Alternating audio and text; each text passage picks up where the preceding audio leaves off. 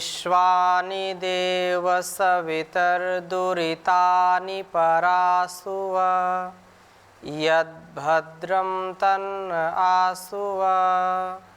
ओम शांति शांति शांति। दिव्य जीवन के इस कार्यक्रम में आप सबका हार्दिक स्वागत है, अभिनंदन है। मैं स्वामी परमार्थ देव। पिछली कई कक्षाओं में हमारे संपूर्ण अस्तित्व को दिव्य बनाने के लिए परम पूज्य श्री गुरु जी महाराज से हमने मार्गदर्शन पाया था और प्रत्येक पहलू को हम पकड़ करके यदि जीवन की दिव्यता भव्यता को बढ़ाना चाहते हैं तो उन पर विचार पूर्वक पुरुषार्थ पूर्वक हमको जीवन जीना पड़ेगा। आज नए विषय के साथ आप सबसे चर्चा करेंगे, क्योंकि यह जीवन जब तक हम किसी विषय में चर्चा नहीं करते, जब तक किसी विषय का हमको ठीक ठीक परिज्ञान नहीं होता, तब तक हम उसको ठीक जी नहीं सकते हैं।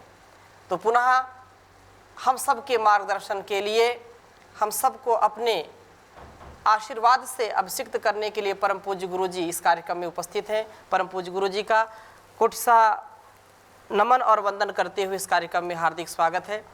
गुरु जी, आज हम आप श्री से निवेदन करेंगे, क्योंकि जीवन के संदर्भ में अष्टांग योग का बहुत बड़ा प्रभाव है।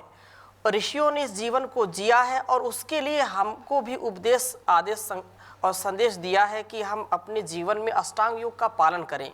एक योगी व्यक्ति इस समष्टि के लिए कितना उपयोगी होता है, कितना सहयोगी होता है, और उसके संपूर्ण दिव्यता के लिए योग अर्थात अष्टांग योग जिसकी चर्चा आप श्री के मुख से हम सुनेंगे, उसका कितना महत्व है, योग संपूर्ण योग क्या है और अष्टांग योग, ये इसका एक एक विषय में आप श्री का मार्गदर्शन बहुत सरलता से हम सबको गुरु जी का सानिध्य मिल रहा है और बहुत ही अच्छा लग रहा है, सुखद अनुभूति हो रही है।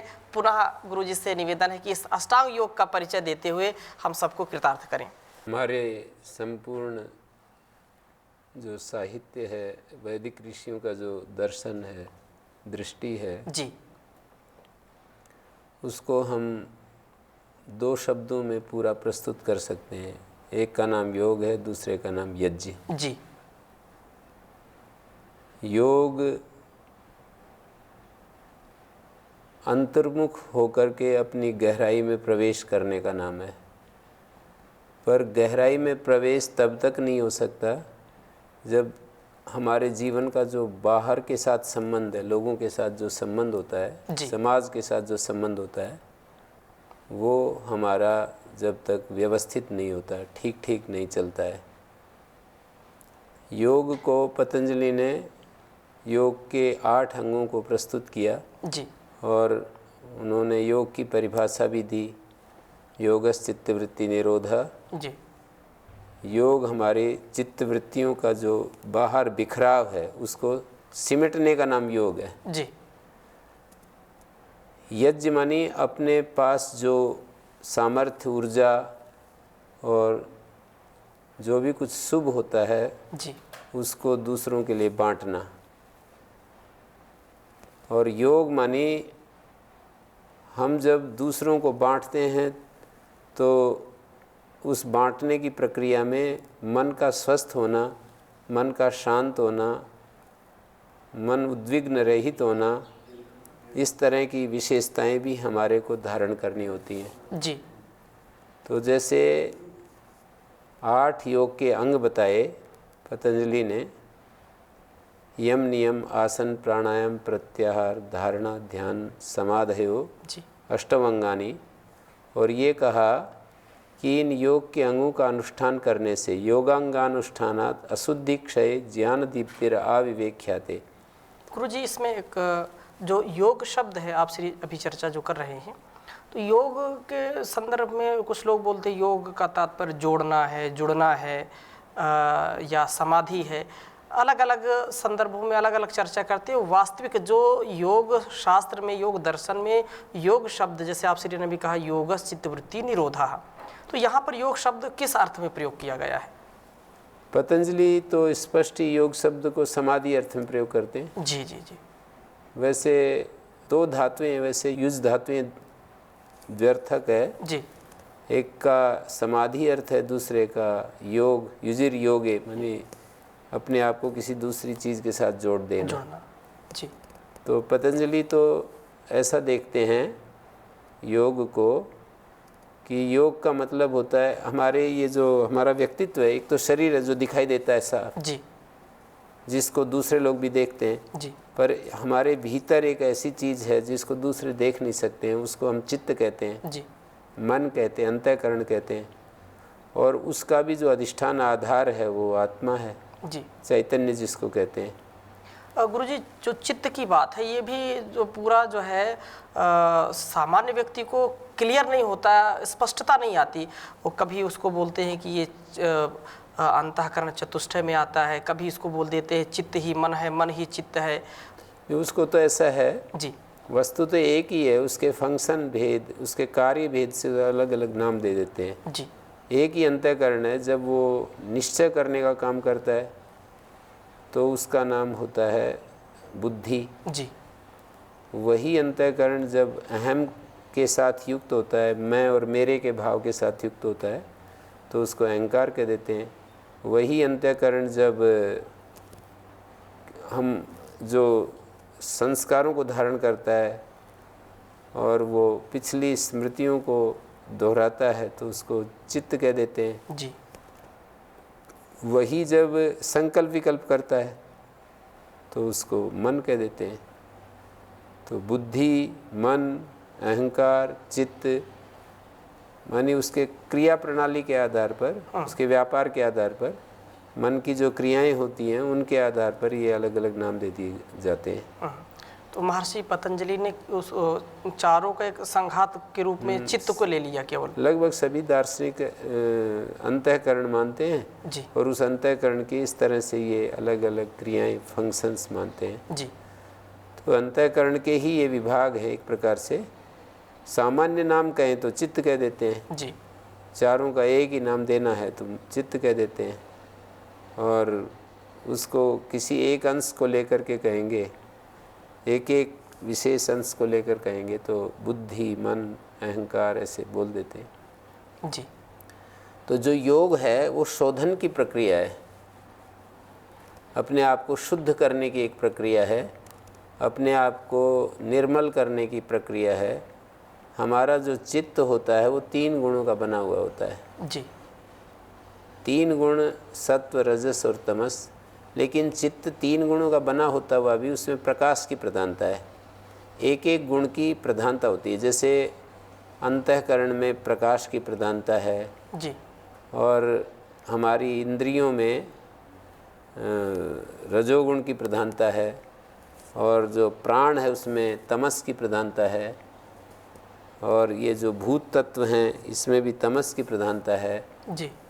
तो 3 गुणों का ये संसार है, जो कुछ भी दिखाई देता है इन 3 गुणों से।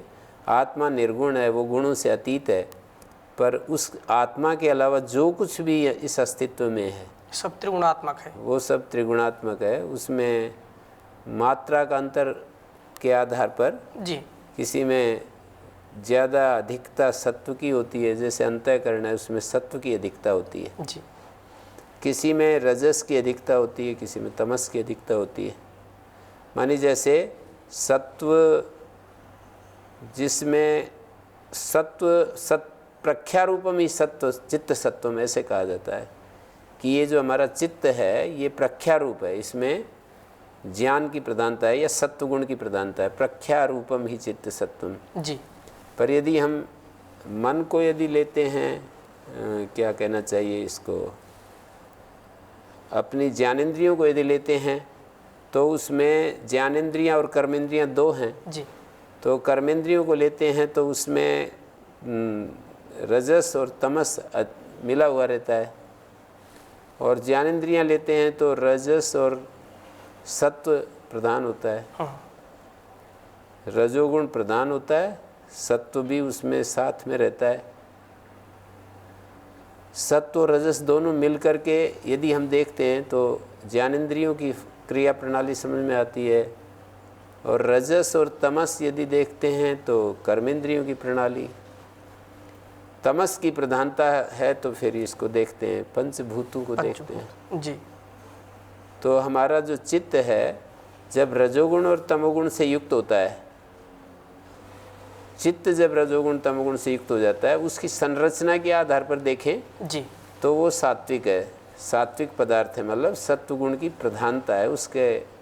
उसका जो उसमें जो एलिमेंट्स हैं, उसमें जो उसके घटक है ना, तत्व जब देखते हैं कि उसमें किस चीज़ की प्रधानता है, सत्व की प्रधानता है। लेकिन गुण कभी भी ऐसा नहीं होता है, गुणों की क्रिया प्रणाली ऐसी नहीं है कि कोई चीज़ एक है तो वो वही रहेगी जी। विशेष करके मन इंद्रियों के संदर्भ में ऐसा नहीं कह सकते।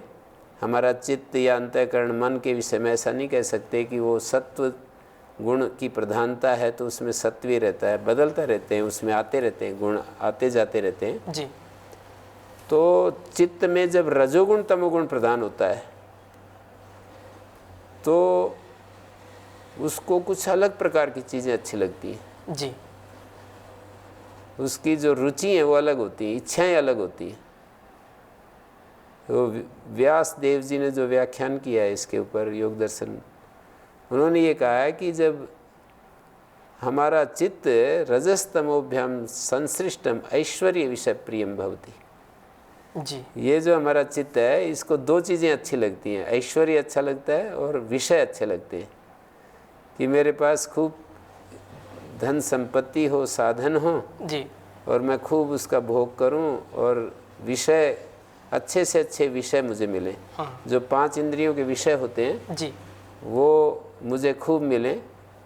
मुझे जैसे कि दूसरे महापुरुष भी कहते रहते हैं, श्री अरविंद का एक वाक्य याद आ रहा है, मनुष्य का जब मन होता है, अहंकार होता है, ईगो होता है, वो 3 चीज़ों से बहुत ज़्यादा प्रभावित होता है। एक तो उन्होंने नाम दिया पावर, वेल्थ और सेक्स। इन 3 चीज़ों से जो मनुष्य का अहम है जी। वो बहुत अधिक प्रभावित रहता है। तो जब हमारा मन रजोगुण तमोगुण से प्रभावित रहता है, उसके प्रभाव में रहता है, रजोगुण तमोगुण संपर्क से और उस तरह के माहौल से, उस तरह की उसमें सोसाइटी में देखने से मन में गुणों का बदलाव आता रहता है। जैसे कि यहाँ पर अच्छे अच्छे चित्र चारों तरफ दिख रहे हैं ना जी। और अच्छे लोगों के बीच में रहें, अच्छी बातें सुने तो मन की स्थिति अलग होती है, अलग होगी बिल्कुल। और चंचलता भरे दृश्यों के बीच में कोई रहेगा तो उसके मन की स्थिति अलग होगी। जी। विवाह शादियों में जैसे मन जो है वो कहते हैं ना, एक कहावत है हमारे उधर हरियाणा में कि 100 बारात में जाएगा तो नरक में जाएगा और 100 यदि दाह संस्कार में कोई गया, सम्मिलित हुआ, जी। तो उसको स्वर्ग मिलेगा। तो जी। उसके पीछे भी यही भाव है कि यदि वो जाएगा तो उसका मन थोड़ा ठीक रहेगा कि देखो जीवन का अंत तो ये है, इसके लिए हमें संभल करके चलना चाहिए। बिल्कुल। तो इस तरह से हमारा जो सोसाइटी, जिस सोसाइटी में हम रहते हैं, जैसे माहौल में हम रहते हैं, जैसे लोगों के साथ जीते उठते बैठते हैं, जैसे हमारे मित्र होते हैं, जैसी पुस्तकें हम पढ़ते हैं, उस सब का हमारे दृष्टि के ऊपर, हमारे व्यवहार आचरण के ऊपर पूरा प्रभाव रहता है। जी जी। तो जो यौगिक साहित्य, योगमय साहित्य का और उपनिषद गीता आदि का स्वाध्याय यदि हम करते रहते हैं निरंतर जी, तो हमारे मन की स्थिति योग में रहती है, और टीवी मूवी आदि देखते रहेंगे तो मन की स्थिति भोग में रहती है। ये तो कोई भी व्यक्ति कभी भी अनुभव करके देख सकता है कि क्या कुछ हमारे भीतर चल रहा है। संसर्ग से गुण और दोष दोनों आते हैं, जैसा संसर्ग जा दोष गुणा भवंती। जी जी जी, जैसा संग वैसा रंग। रजस और तमस से युक्त होने पर, माने संग से रजोगुण तमोगुण हमारे मन में चंचलता बढ़ जाती है, क्रिया बढ़ जाती है। रजोगुण उस तरह का चंचलता बढ़ जाती है, मुझे ये मिल जाए, मैं उससे बात कर लूँ, वहाँ चला जाऊँ, वो दृश्य देखूँ, उससे मिलूँ, ये इंद्रियों के इस सुख को मैं लूँ, तो ऐसा चलता रहता है। तो ये हमारा ऐश्वर्य और विषय प्रिय, ऐसा कह दिया जी। अब उन्होंने कहा कि जब वही चित्त जब रजोगुण से प्रभावित होता है, जी। पहले तो कहा रजस और तमस दोनों से प्रभावित होता है, तो ऐश्वर्य और विषय उसको अच्छे लगते हैं। जी। इंद्रियों के जो विषय हैं वो अच्छे लगते हैं और उसको ऐश्वर्य अच्छा लगता है। जी। वही चित्त हमारा जब रजोगुण से युक्त होता है और वो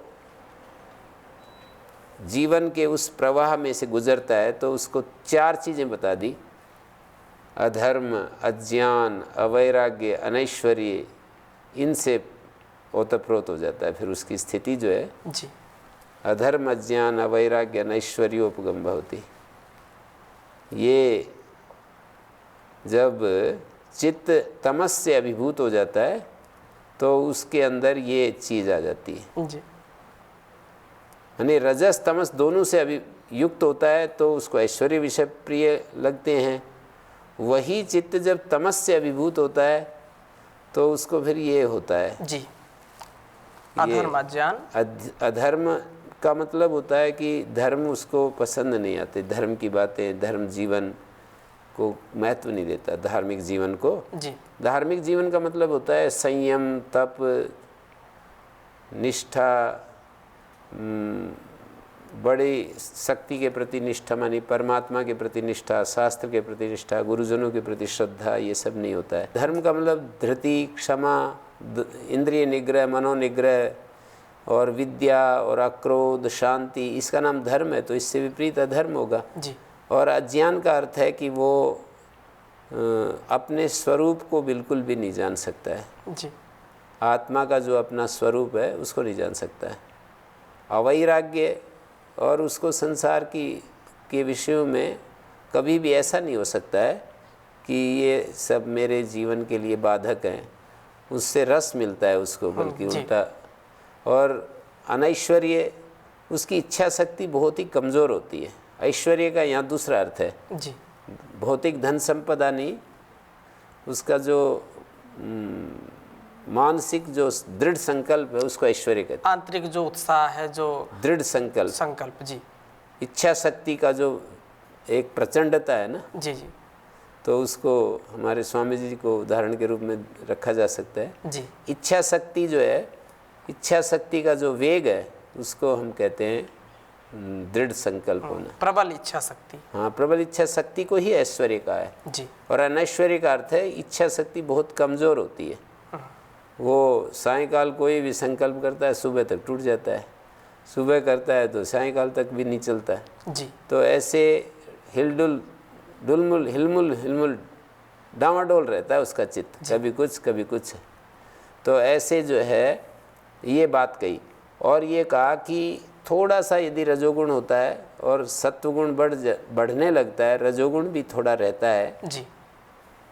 सत्वगुण और रजोगुण दोनों जब इकट्ठे होते हैं तो फिर चित्त की स्थिति में धर्म, ज्ञान, वैराग्य और ऐश्वर्य ये आने लगते हैं।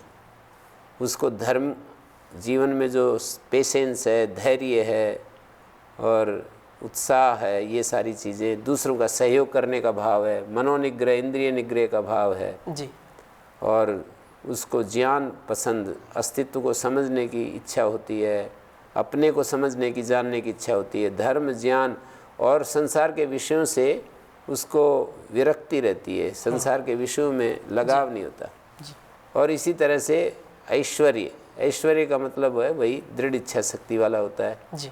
ऐसा ये हमारे व्यास देव जी महाराज जो पतंजलि के व्याख्याता हैं, योग सूत्रों के व्याख्याता, उन्होंने ये सारा प्रस्तुत किया है, ये वर्णन किया है वहाँ पर। जी। अपने योग शास्त्र का भाष्य करते हुए उन्होंने ऐसा बताया। जी। और आखिरी में ये बतलाया कि चित्त यदि पूरा रजोगुण से मुक्त हो जाए। मतलब कोई भी एक गुण पूरा तो नहीं, केवल एक ही गुण रह जाए ऐसा तो नहीं होता है, लेकिन उसका तात्पर्य यही समझना चाहिए पूरा जब रजोगुण मुक्त हो गया जी। अर्थात प्रकटतः थोड़ा सा भी रजोगुण नहीं दिखाई देता, क्योंकि कोई भी त्रिगुणात्मक चीज़ में से तीनों गुणों में से कोई 2 गुण चले जाएं या 1 गुण चले जाए ऐसा नहीं होता है। ऐसा होता नहीं है। हाँ, पर उसका भाव यही समझना होता है कि कुछ न कुछ थोड़ा से थोड़ा अंश जब रजोगुण का रहे, और जब कहते हैं कि सत्वगुण से भर गया, इसका मतलब है रजोगुण बिल्कुल प्रकटता नहीं दिखाई दे रहा। तो ऐसी स्थिति में धर्म, ज्ञान, वैराग्य, ऐश्वर्य से भी आगे बढ़ जाता है जी। मानी थोड़ा रजोगुण होता है तो धर्म, ज्ञान, वैराग्य, ऐश्वर्य, सत्व प्रधान और रजोगुण की भी स्थिति दिखती रहती है, तो धर्म, ज्ञान, वैराग्य। लेकिन जब थोड़ा सा जो रजोगुण था वो भी हट गया और पूरा सत्वगुण उसकी सत्ता में प्रकट होने लगता है, चित्त की सत्ता में जी। तो फिर कहते हैं कि विवेक ख्याति युक्त हो जाता है। और वो विवेक ख्याति जो है पूरा चेतन और जड़ के भेद को हमारे सामने बिल्कुल अलग अलग करके दिखाती है जी। तो ये योग शास्त्र में हमारे को बताया। उन्होंने कहा कि ये योग जब हमारी चित्तवृत्तियाँ निरुद्ध हो जाती हैं, चित्तवृत्तियों का निरोध हम कर देते हैं, चित्तवृत्तियाँ सर्वथा निरुद्ध हो जाती हैं, तो उस समय जो आत्मा है हमारे भीतर उसकी स्थिति क्या होती है जी। उसका उत्तर दिया कि उसकी स्थिति होती है अपने स्वरूप में ठहर जाता है, तदा द्रष्टु स्वरूप अवस्थान। जी। फिर बोले कि ये चित्त की ये वृत्तियाँ कैसी होती हैं, कैसे काम करती हैं ये। बोले इनकी 5 भूमियाँ हैं, उसको समझना होता है ये इस स्थिति में जाने के लिए। जी। क्षिप्त, मूढ़, विक्षिप्त, एकाग्र और निरुद्ध, ये चित्त की 5 भूमियाँ होती हैं। उन 5 भूमियों में से चित्त को देखना होता है कि कहाँ कहाँ ये चित्त गुजर रहा है। क्षिप्त भूमि का मतलब होता है कि चित्त हमारा बहुत ही चंचल है। जी। मूढ़ भूमि का अर्थ है कि बिल्कुल तमस से अभिभूत रहता है। विक्षिप्त भूमि का अर्थ होता है कि उसमें रजोगुण और सत्वगुण का मिश्रण है। जी। और एकाग्र भूमि का अर्थ होता है उसमें सत्व प्रधान हो गया है। और निरुद्ध भूमि का अर्थ होता है कि वो पूरा एक गुणों का एकाग्र अवस्था को भी पार कर गया है। जी। क्षिप्त, मूढ़, विक्षिप्त, एकाग्र और निरुद्ध। निरुद्ध भूमि का अर्थ है कि पूरा चित्त का जो फंक्शन है वो रुक गया। तो इस निरुद्ध भूमि की बात कही पतंजलि ने, तदा द्रष्टु स्वरूप अवस्थानम। जब चित्त की सब वृत्तियाँ निरुद्ध हो जाती हैं तो वो आत्मा की क्या स्थिति है, इस प्रश्न के उत्तर में कहा कि उस समय आत्मा अपने स्वरूप में होता है, स्वरूपे अवस्थानम। और यदि चित्त की आत्मा की जब चित्तवृत्तियाँ नहीं निरुद्ध होती हैं, मतलब चित्तवृत्तियाँ रुकती नहीं है जी। तो उस स्थिति में आत्मा की क्या स्थिति होती है। ये 2 स्थितियाँ पूछी। हाँ। कि जब चित्तवृत्तियाँ रुक गई तो क्या स्थिति होती है, और चित्तवृत्तियाँ चालू रहती हैं तो आत्मा की क्या स्थिति होती है। जी। रुक गई तब तो अपने स्वरूप में ठहरता है आत्मा, जी। और रुकती नहीं है तो फिर वृत्ति सारूप्य मितरत्र। वृत्तियाँ जैसी हैं आत्मा भी वैसा ही रहता है। वैसा ही आत्मा यद्यपि अपने शुद्ध रूप में ही रहता है, कभी भी उसमें परिवर्तन, विकार आदि कुछ नहीं आता है। वो तो उसमें वो ऐसा तत्व है कि उसमें कभी भी कुछ बदलाव नहीं आता। लेकिन प्रतीत तो ऐसा ही होता है कि हमारा जो ये मतलब मैं सुखी हो रहा हूँ, मैं दुखी हो रहा हूँ, मैं परेशान हो रहा हूँ। जी। जी। और वो उसकी स्थिति वृत्ति सारूप्य मित्रत्र। वृत्तियाँ जैसी जैसी लोभी, यदि लोभ युक्त वृत्तियां हैं तो आत्मा भी वैसा ही दिखाई देने लगा। मोह वृत्तियां हैं तो वो भी वैसा ही दिखाई देने लगता है। जी। तो ये वहाँ पर वर्णन किया और उसके बाद ये बात चली है कि वृत्ति के अनुसार जो आत्मा की स्थिति हो जाती है, इसको देखना होता है कि देखो जब ये वृत्तियाँ नहीं होती हैं तो मेरी क्या स्थिति है, वृत्तियाँ चालू रहती हैं तो मेरे मन की क्या स्थिति होती है। इसका अवलोकन करना होता है, समझना पड़ता है साधक को। जी। इसमें फ़र्क करके देखना पड़ता है कि जब वृत्तियाँ चल रही हैं तो कैसे कैसी मेरी स्थिति होती है, वृत्तियाँ शांत होती हैं या सात्विक होती हैं या एकाग्र होती हैं, तो कैसा होता है? अवश्य गुरुजी, आपका बहुत बहुत धन्यवाद।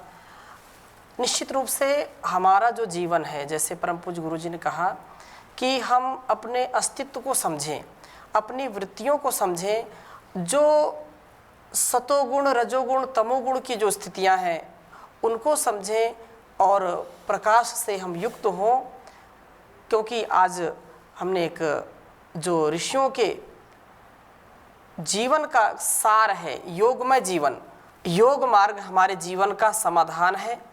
इसी से हमारे जीवन में दिव्यता का आधान होगा। परम पूज्य गुरुजी ने आज की चर्चा में जैसा संकेत हमको किया है कि हम अपने स्वरूप को समझें, अपनी वृत्तियों को समझें और सतोगुण रजोगुण तमोगुण की स्थिति को समझें। क्योंकि आज ये चर्चा आरंभ हुई है, सतत इस ज्ञान गंगा में हम डुबकियां लगाते रहेंगे, अपने जीवन को संवारने का प्रयास करते रहेंगे। परम पूज्य गुरु जी को आप सब की ओर से और अपने हृदय की गहराइयों की ओर से मैं पुनः कोटि सा नमन वंदन करता हूँ।